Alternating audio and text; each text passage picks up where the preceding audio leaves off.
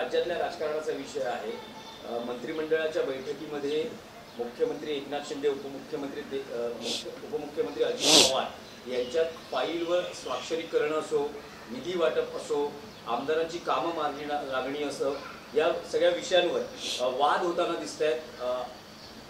2 आठवड्यांपूर्वी गिरीश महाजन आणि अजित पवार यांच्यामध्ये असाच मुद्द्यांवरून वाद झाला होता आणि आता ताजं प्रकरण आहे या मंत्रिमंडळाच्या बैठकीतलं, ज्यात अजित पवार याला वाद मांडण्यापेक्षा आम्ही 3 टोळ्यातलं गँगवॉर म्हणतो।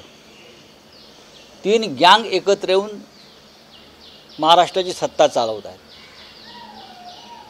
मुंबईमध्ये आम्ही या गँग्स अंडरवर्ल्ड कसं चालवत होत्या ते आम्ही पाहिलं आणि अंडरवर्ल्ड एकत्र येऊन अनेकदा लूट करत होत्या।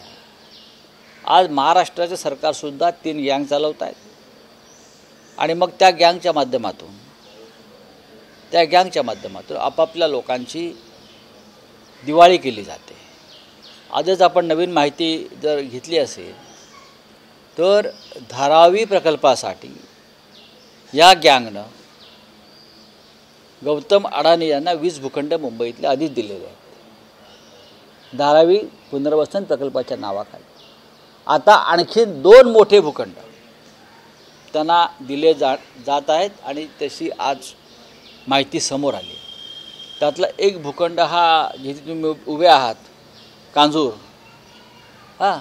मेट्रोकडला, तो एक मोठा भूखंड त्यांना मिळतो आहे आणि एक मुंबई शहरातला अजून एक भूखंड, म्हणजे एकूण 22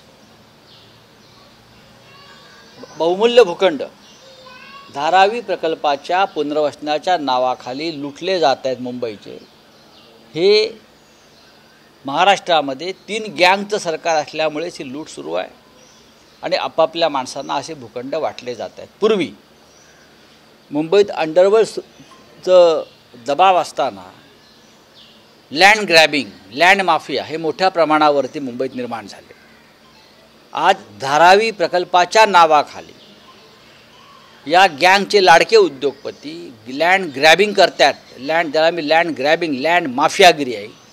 तर आणखीन 2 भूखंड त्यांच्या नावावर जात असतील तर कोणत्याही परिस्थितीमध्ये शिवसेना या प्रकल्पाची एकही वीट रचू देणार नाही।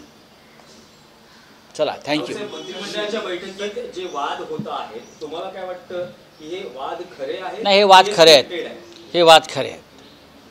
3 या टोळ्यांमधलं गँगवॉर पेटलेलं आहे।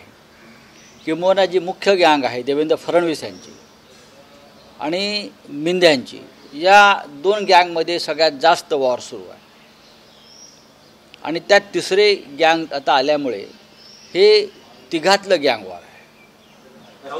लाडकी बहीण योजनेअंतर्गत महिलांच्या खात्यात आता पैसे जमा होऊ लागलेले आहेत। अनेक महिलांच्या खात्यात पैसे कालपासून जमा होण्यास सुरुवात झालेली आहे आणि पुढच्या काळातही साधारण 3000चा हप्ता हे अशी हप्तेबाजी किती झाली तरी सरकारी पैशात या योजनेचा लाभ लाभार्थीने घ्यायला पाहिजे महाराष्ट्रातल्या। हे काय कोणाच्या खिशातले पैसे नाहीत। पण मला पूर्ण खात्री आहे मतांसाठी निर्माण केलेली योजना 2 महिन्यांनी यांचं सरकार जाताच बंद होईल आणि नव्या स्वरूपात ही योजना आमचं सरकार महाविकास आघाडीचं ठाकरे 2 ही नव्या स्वरूपात त्याचं पुनर्जीवन केलं जाईल। मराठीतले 2 प्रश्न आहेत। इम्तियाज जलील यांनी असं म्हटलेलं आहे की त्यांची महाविकास आघाडी MIMची येण्याची इच्छा आहे। आत्ताच काही ती चर्चा करावी, अन्यथा जर काही फटका बसला तर आम्हाला दोषी ठरवू नये। ठीक आहे, त्याच्यावरती महाविकास आघाडीत नक्की चर्चा होईल। पण मला त्यांच्याविषयी असा कुठला प्रस्ताव आहे त्या संदर्भात माझ्याकडे माहिती नाही।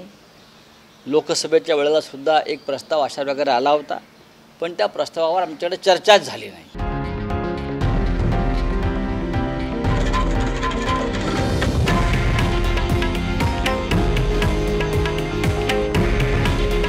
हे आहे देशातील नंबर 1 न्यूज नेटवर्क आणि आपण पाहत आहात TV9 मराठी। काळजी तुमची, हित महाराष्ट्राचं।